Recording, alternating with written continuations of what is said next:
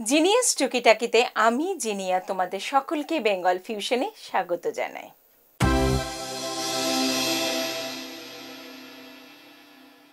ছোট্ট সমস্যার ছোট্ট সমাধান।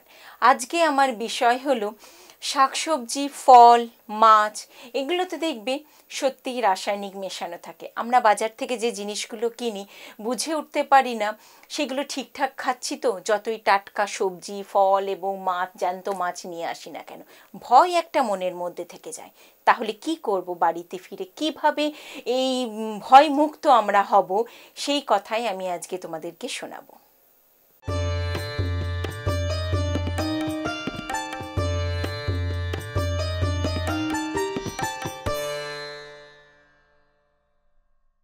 জ্যান্ত মাছ আনলেও কিন্তু অনেক সময় আমরা ভয় পেয়ে যাই, কারণ যে পুকুরে বা যে ভেড়িতে মাছটা চাষ হচ্ছে তার মধ্যে কত রকম রাসায়নিক দেওয়া হচ্ছে।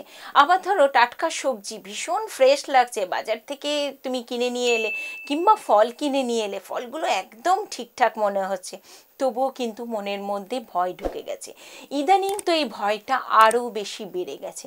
আমি জানি আমার প্রত্যেক দর্শক বন্ধু ভীষণভাবে সচেতন এই ব্যাপারটাতে, তবুও আমার মনে হলো আমি যে পদ্ধতি করি বা আমি যেটুকু জানি একটু তোমাদের সঙ্গে শেয়ার করি। আমি আশা করব তোমরাও তোমাদের পদ্ধতিও আমাকে আমার কমেন্ট বক্সে লিখে জানাবে।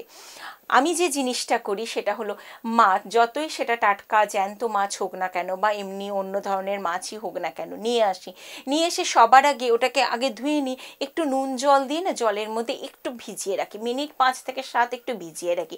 তারপরে আবার আমি এমনি নর্মাল জল দিয়ে খুব ভালো করে ধুয়ে নিই। এটা মাছের ক্ষেত্রে করি। আর সবজির ক্ষেত্রে অনেকে বলে সবজিতে বিভিন্ন রকম রাসায়নিক, তুমি যে দেখবে সবজিকে ধোয়ার জন্য কিছু এই করোনার সময় কিছু কেমিক্যাল বেরিয়েছিল, কিছু যেগুলো ব্যবহার করতে পারো, ভীষণ সেফ।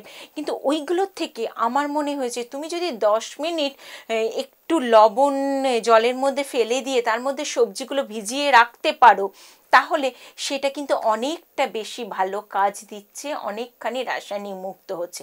অনেকে তো আবার গরম জল বলে ব্যবহার করতে, কিন্তু গরম জল ব্যবহার করলে ওই টাটকা ব্যাপারটা থাকে কোথায় বলো তো, কীরকম একটা হয়ে যাবে না? বিশেষ করে ফলের ক্ষেত্রে, ফল আবার কি করে গরম জলের মধ্যে ভিজিয়ে রাখবো?